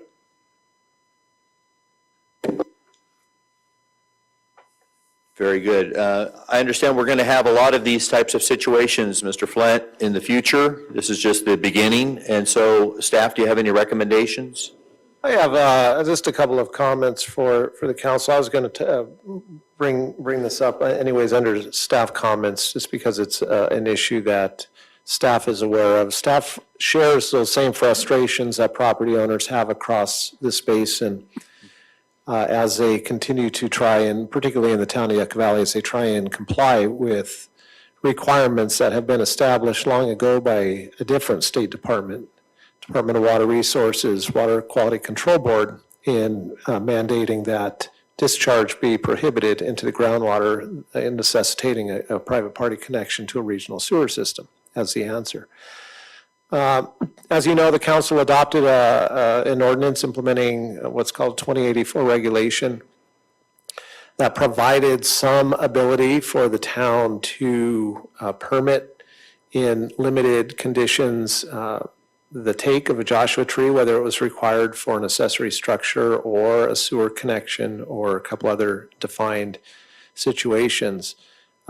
As we begin the implementation of that ordinance, we have come across a number of different situations already that, quite frankly, we're not very clear on how the state would like us to proceed. So we have posed those questions to the state, some very specifically, some more generically, and have yet to receive responses. So without going into too much more detail, I would just suggest that these frustrations will continue. I think it's important that this community know that this is not a regulation that is willingly being implemented or imposed upon town residents at the behest of the town council or any other policy direction of the town, other than complying with state regulation through the study period of the Western Joshua Tree. And that, again, was the result of a petition submitted by the Center for Biological Diversity in trying to have the Western Joshua Tree studied for future listing. So we'll continue to work with our partners at the state. We know that, again, we don't have easy answers. We understand that. We understand the frustrations that causes. And there may be some actions that result in questions going back to the different state agency, in this case, Water Quality Control Board, and asking the Water Quality Control Board, what am I to do? And so as we get additional information from the state, we'll certainly provide that to the council, and if there's policy direction that will change things for the residents, then that may occur. But at this point, we're still working through many of those implementation issues. So it's kind of a broad overview, Shane. I don't know if you have anything else at the technical level from what you're seeing out in the field as we begin implementation. No, I think just for those individuals similar to Mr. and Mrs. Flint, and they won't be the only ones. The town cannot change the regulations that are in place today. They were enacted by the Fish and Game Commission, and in order for the town to be able to issue any permits, we have to follow those regulations. So we do understand the frustration. There are costs today that weren't there a year ago. There are processes today that weren't there a year ago. And as the town manager stated very clearly, this is the conflict of two state agencies, and they've put us, the town of Yucca Valley, as a regulatory agency, as well as property owners, between those two rocks in a hard spot. So unfortunately, we cannot change those regulations. And as Curtis said, there are many more of these that are occurring as the various plumbing companies are going through with connection proposals in different parts of town. Very, very complex and will be very expensive for some property owners. All right, we'll continue with staff reports. Thank you, Mayor. Wanted to just give I'm going to open it up here to the rest of the staff team as well, but I wanted to give the council a quick update that I think, knock on this table here, we're almost through any impacts, immediate impacts from our COVID issues that we had at the staff level. So maybe one or two that are currently just awaiting COVID protocol to come back to work, but ideally, we'll see the end to that pretty soon. So with that, I'll turn it over to the rest of the team. If you have any other updates, feel free to jump in here. Thank you, sir. Good evening, Honorable Mayor, Council members. Lieutenant Walker and I are grateful to be back in front of you in the community in person. It's been a while. It's been a busy winter so far. Despite COVID restrictions, our Morongo Basin offered a lot of recreational opportunities for people. So we saw a lot of visitors. It's kept us busy. But one quick update to the incident we talked about during last council meeting was the rash of vehicle burglaries plaguing kind of the south end.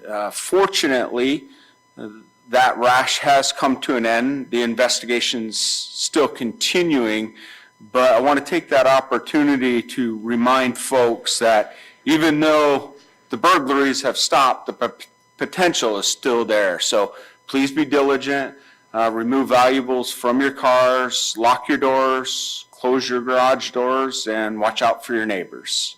That's all I have. Thank you.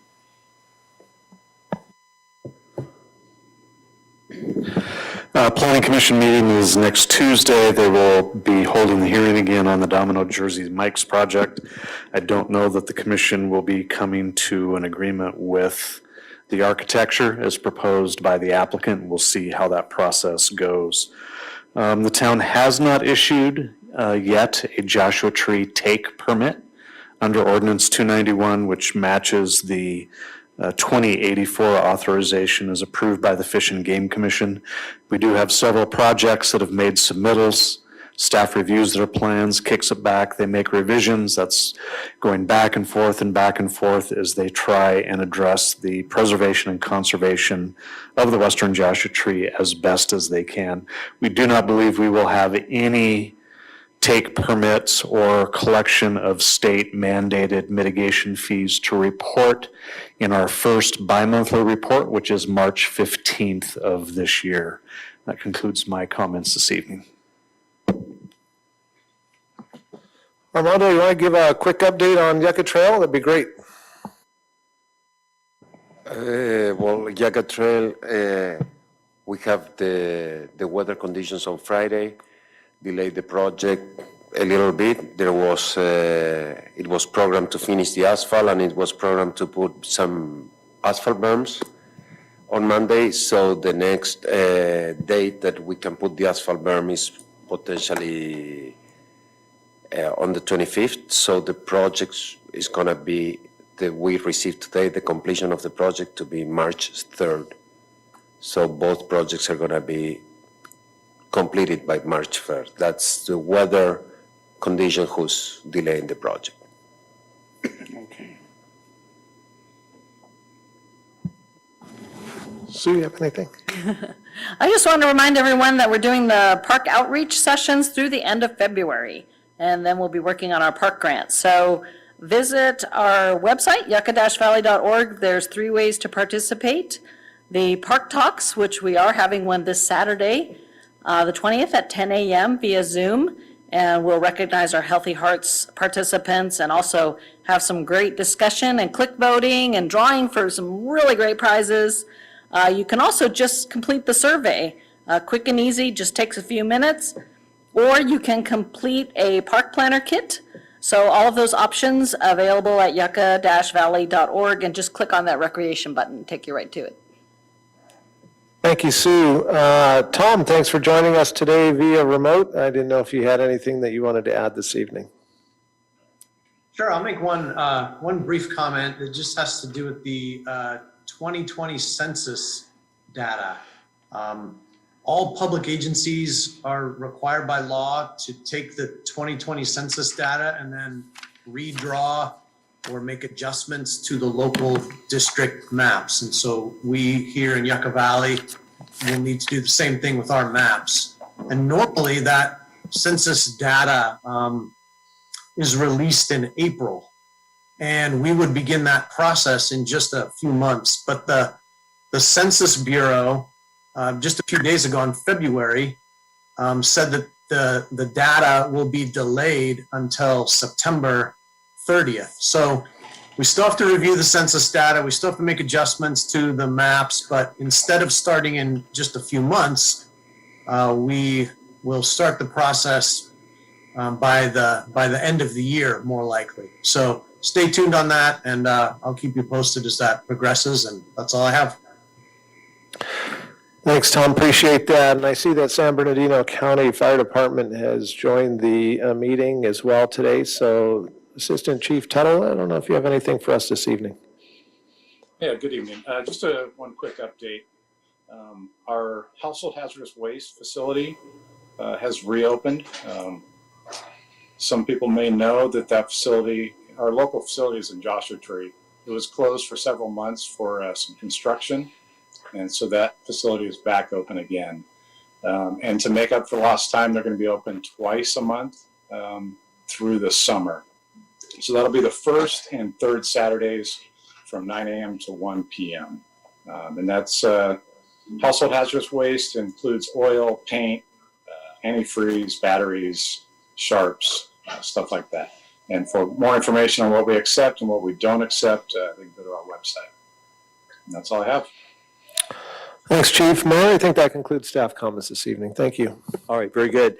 Do we know when when we're going to be having a community cleanup day, as far as what we've had in the past? Have we talked to Burtech about when they're planning on doing those? No, we haven't talked to them recently, but I have a discussion with them next week. And so I'm going to bring it up because it is part of our new contract. We were hoping to have it in their new facility that they're building, just to make it a little bit easier than having to find a vacant lot that we then have to make sure not to mess up, basically. So I'm going to open that discussion with them next week, and I'll probably have some information for you pretty soon. Okay, yeah, and I know with that contractual agreement, there's other programs that they're supposed to be providing. Yeah. So hopefully, when the new facility is built, we'll get the benefit of that new contract. Definitely, I'm all over it. Very good, thank you. I'm going to go out of order a little bit tonight, so bear with me, so be ready. I'm going to ask Councilmember Dennison to go ahead and begin. Any comments tonight? Yes, thank you, Mayor. So I just want to start off with Gigi and Mara's Christmas Wish, which used to be TLC. A lot of us older folks remember that, and the board for showing up this evening. I'll tell you, some big shoes to fill. What Mara had started and the enthusiasm from Gigi brought forth. I think there was a big change when she came here, and her desire to make sure that it continued. And that, along with Paul Hoffman and his structure and his dedication to just many charities, but this one in particular for us, his determination and structure, along with the commitment of Gigi and the entire board, really made it successful this year. Short order change, everything changed, but they pulled it off. And I wanted to reach out a little bit to Chief Tuttle right now, if he's still online, that Gigi made a lot of excellent comments about your crews, the firefighters in our community, the work they did, and the dedication was unwavered because of the changes that they had. They exceeded their goals for toys this year. They also showed up again to get the event ready. They jumped on board, and I was here watching them, and all the crews came out, and they were working with the community, running from car to car, making sure that those items got delivered appropriately for those families to enjoy a Christmas time. So thank you to the firefighters. Thank you to the complete board for Mara's Christmas Wish. That's a big thank you from me and the entire council and the entire town and the community. What a great team we have. And I look forward to you start to wonder when Gigi said that she's going to move a little bit away from this now, not be the leader. And so we'll look for some succession planning. And I remember we tried to get the same kind of download prior to Mara passing, that we could learn, how do you do this? How do we embed that commitment and that passion into those that volunteer? And they have a secret sauce of some kind, so we're going to figure it out. I want to say thank you. Armando spoke briefly on it. Yucca Trail and Palomar project. What a project. You know, that's the second busiest road in our entire valley. And they've kept that road open that I know of all the time. It's been a little slow sometimes, but I've seen all the people in the community. They're on their best behavior. The contractors are good. They're safe. They're working. So remember to slow down. Let them get the job done. As staff had just said, we're now looking at March 3rd, because I know Friday wasn't a pretty day here, so I get it. Thanks to our police department and our fire, again, during these times, keeping our community safe. I read all your reports. I know what's going on out there, and I know that it's hard work, but every day you make our community a little bit safer, and thanks. It's a big job. I just want to say one thing about some of our contractors. Our utility companies out there, SCE and their contractors have been changing poles in our community. They've been doing rotating blackouts in our community, and they get in and they get out. These teams are well orchestrated. They're doing a good job in our communities. It is big disruption, but remember, our infrastructure in this community, some of it is very, very old, and I'm proud to say that they're making a commitment in our town to have their crews, their contract crews out here to make sure that our town's safe, that we have the power when we need it. So it's a big job. Help us. I know the weather's not been good. It's been a little cold, but they're going to get through every neighborhood and make sure that we're good. And I saw one great act of kindness just the other day from Burtec. There's an older neighbor that is kind of has to stay in his home, real steep driveway, doesn't like to go down. The collection day, the collection truck pulls up, and he'll walk up to the guy's side of his house, bring the can down, empty the can, and take it back. And I saw that. I thought at first it was just something different, but it's something that this operator does.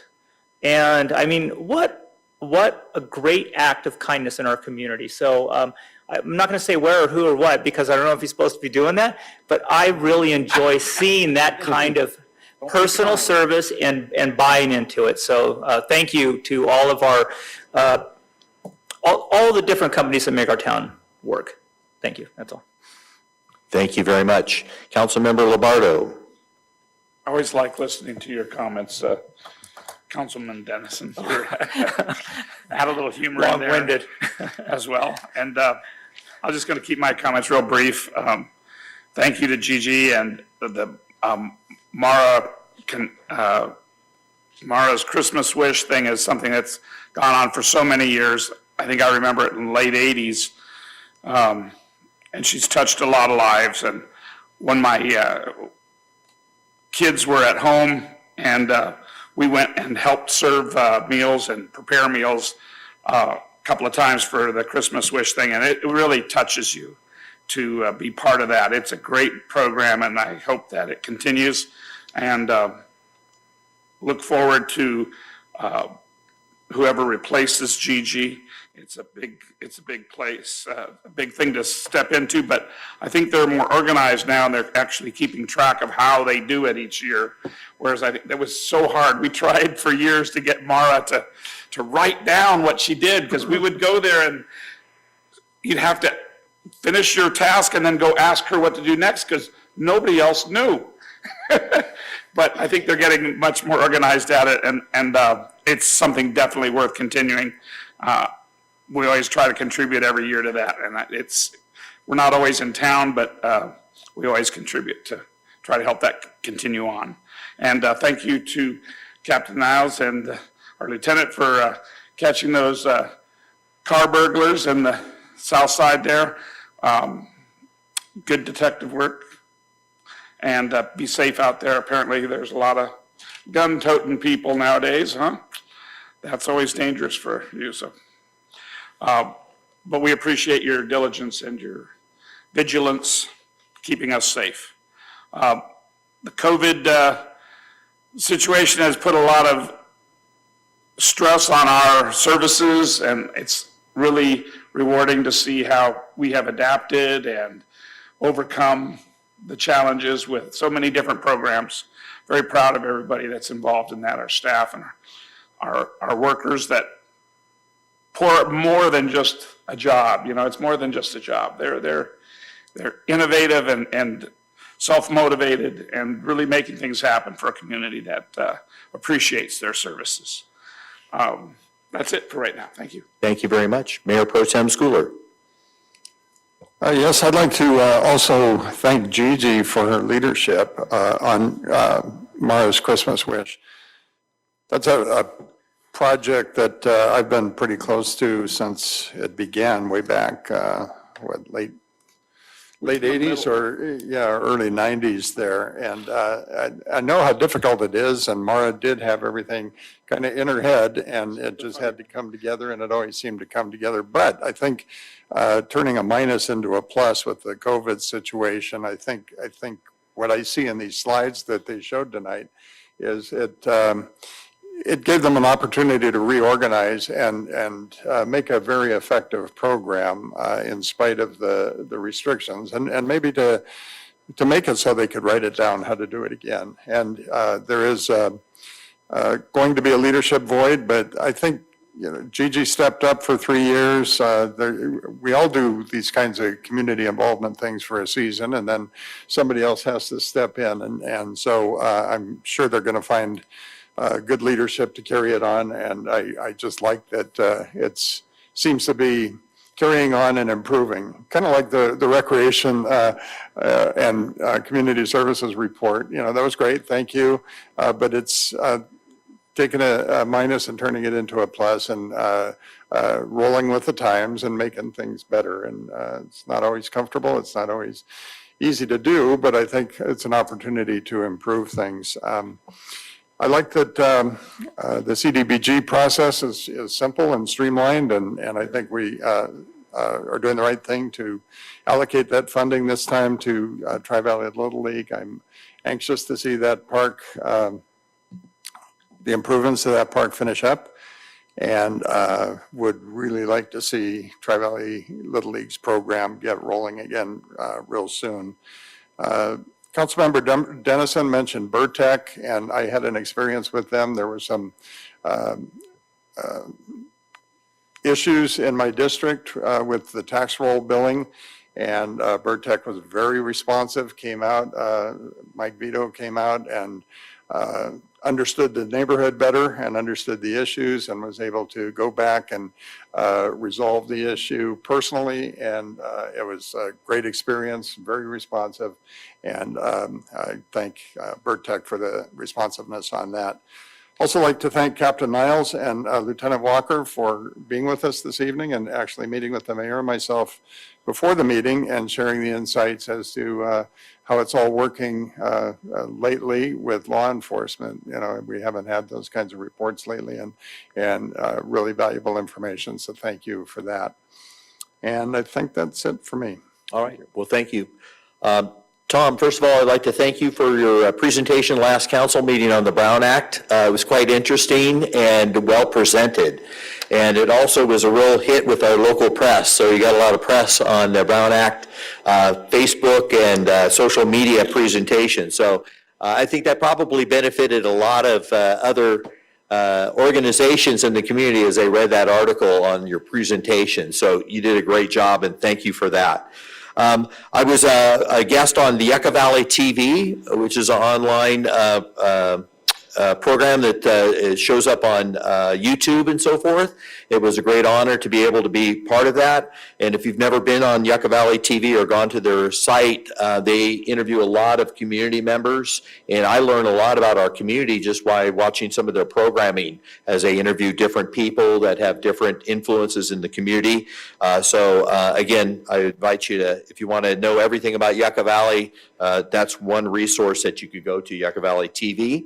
I also wanted to remind our constituents, those that are watching online or those here in the building, again, as we were warned, do not remove live or even remove dead Joshua trees or trim any of those without contacting, if you're in the town limits, our town staff. We don't want you to get in trouble or fined with just not knowing what the new laws are and the new regulations. So even a dead Joshua tree, a tree that falls down during the windstorms or whatever, you do need to contact your local agency, which would be the town. And if you're in the unincorporated area, then you would need to get in touch with the Department of Fish and Game, as far as I know, before removing or disturbing a Joshua tree. So we want to make sure we let you know that, and that, again, that our staff is helpful in helping you navigate the process so that everybody is informed before making any decisions on a Joshua tree.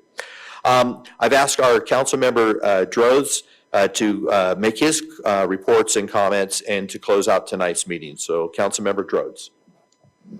Okay, I have a few things to talk about. First is I want to mention Tom, our town attorney. He has volunteered to train Copper Mountain College students that are in the Associated Students of Copper Mountain College Student Government in the Brown Act. So he will be doing that soon, so we'll figure out a date. So thank you, Tom. And Mr. Flint, I don't know if you remember, but I was your student in high school. You were my drafting teacher, and I teach drafting. That's one of the things I do at Copper Mountain College now. So that was in the late 70s, and Leslie might remember you too. So Leslie, so anyway,